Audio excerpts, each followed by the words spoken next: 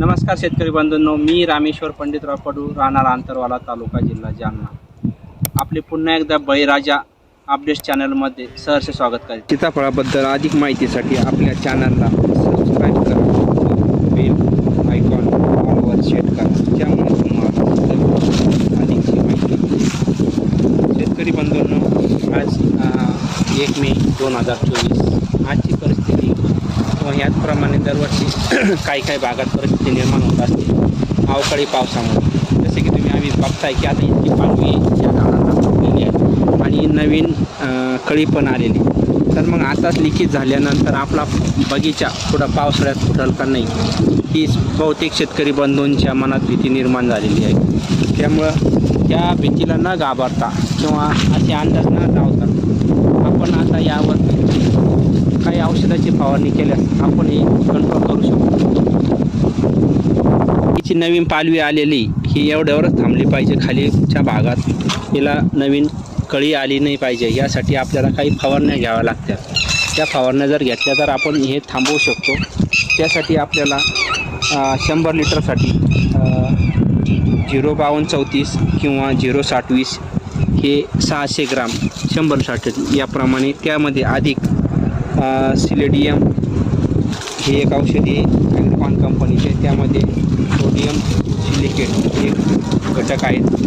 किंवा ते उपलब्ध नसल्यास सॅलिक्स म्हणून आहे, सॅलिक्स यामध्ये आर्थोसिलिसिक ॲसिड हे घटक आहे. आपण ज्या कुठल्या कंपनीचे उपलब्ध असेल ते औषधी वापरू शकतो.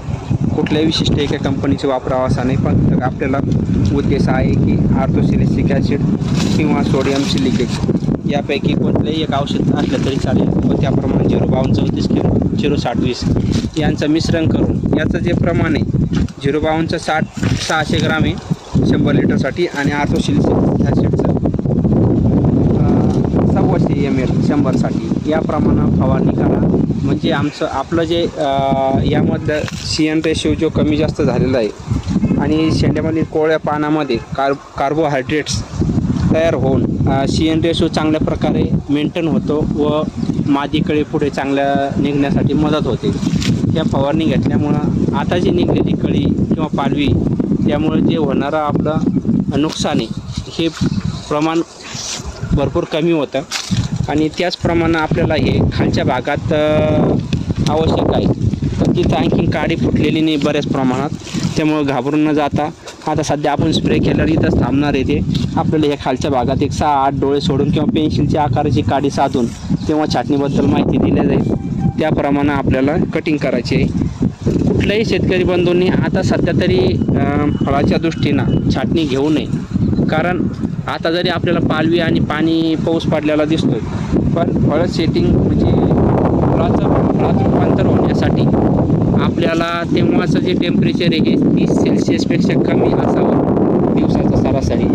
आणि त्याचप्रमाणे आर्द्रता ही 80-85% पुढं असली तरच जी कळी तिला चांगल्या प्रकारे सेटिंग होते. आता आपण गडबड करून तो वाया जातो वेळ आणि त्यानंतर पावसाळ्यात आपल्याला व्यवस्थित फळं मिळत नाही. त्यामुळे शेतकरी बंधूंनी आता छाटणीची घाई न करता जेव्हा मान्सून आपल्या देशामध्ये आगमन करतो केरळमध्ये, तेव्हा छाटणी केल्यास खूप चांगल्या प्रकारे त्याचा फायदा होतो. तेव्हा तापमान पण कमी होतं आणि आर्द्रता पण वाढते. त्या पद्धतीनं आपण छाटणीचे नियोजन करू. पण आता सध्या ह्या आलेल्या पालवीसाठी ह्या फवारण्या ज्या मी सांगितल्या त्या फवारणी करून आपण सध्याचे व्यवस्थापन करूया. धन्यवाद.